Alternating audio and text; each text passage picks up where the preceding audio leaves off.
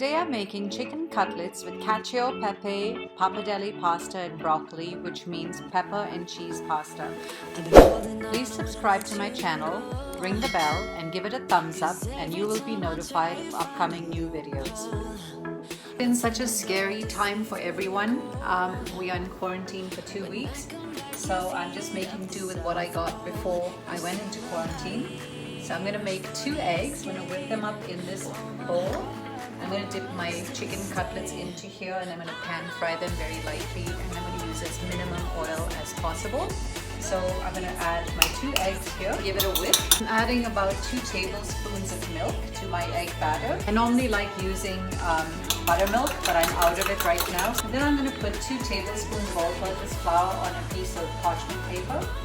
And in this dish, I'm going to add panko breadcrumbs, about 1 cup. And to that, I'm going to add my barbecue rub, which I got from Bart's. It's for chicken. I'm just going to add about 1 tablespoon of it and blend it in there properly. I'm going to add half a teaspoon of paprika, half a teaspoon of black pepper, 1 teaspoon of salt, and I'm just going to mix it all up and keep it ready for me to dip my chicken into it. I have about 1.5 pounds of chicken because that's all I could get.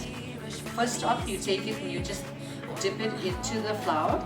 Make sure it's nicely coated because you want the breadcrumbs, the egg to stick to this, and then the breadcrumbs furthermore will stick to it. So I first do all of this, and then when I'm done with that, I dip it into the egg wash, and then I dip it into my panko breadcrumbs, and it's all ready to go.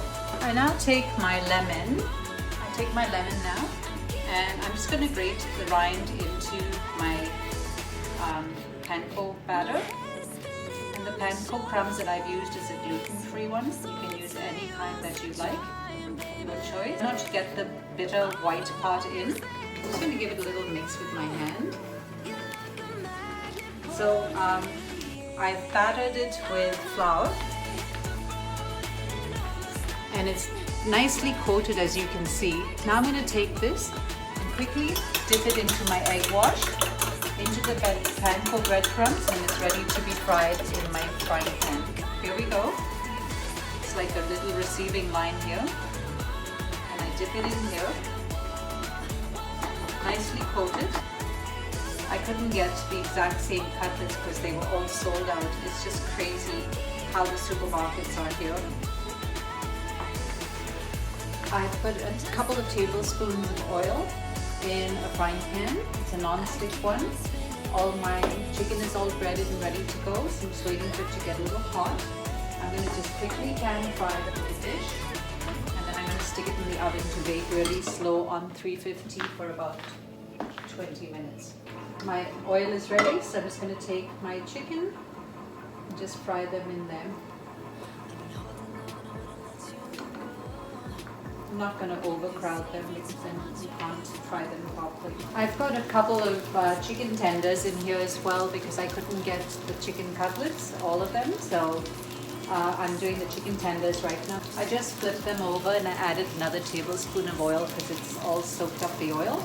I just try to keep it very minimum to put in less oil into your body. I'm going to make a big salad, an arugula salad with some shavings of cheese, and I'm giving my chicken a squeeze of lemon juice on top, and I'm just letting it sit to add the rest of it to it. And then when that's done, I'll put more lemon juice on top. I've decided I feel like some broccoli, about 2 tablespoons. I'm going to throw about a 1/4 teaspoon of chili flakes because I like it spicy. I'm just going to give my garlic and the chili flakes a little fry before I throw my steamed broccoli, which I've just done it very quickly in and out of the water. Garlic cooks at a very quick pace, so you have to really be careful and just very slightly make it the golden brown, cook on very low. Just wanted to kind of caramelize a little bit. Garlic is ready, and so is my broccoli. I give it a quick little rinse in cold water to stop the process, and I'm just going to put it in here. Just came out of the oven. It's perfectly cooked, and my broccoli is almost ready. I'm going to give it another minute just to let it caramelize a little bit more. like that. And it's al dente the way I steamed it. Now I'm going to do my pappardelle pasta. I've added 2 tablespoons of a really good quality olive oil. And this is from my friend Tony from Opus Restaurant Calm. He imports it from Portugal. And I'm going to add about 3 tablespoons of butter. I'm making cacio and pepe, which means cheese and pepper pasta. And it says to add a tablespoon of this. But I'm going to add it to that when it's heated up. And then I'm going to add my pappardelle pasta and it's all ready to go. I'm adding 1 tablespoon. I just added my pappardelle pasta to the mixture and I'm just going to give it a little spin. My pasta is ready, it's nicely fried. I'm going to turn it off and serve it. Dinner is served. I top it off with a little bit of Parmigiano Reggiano.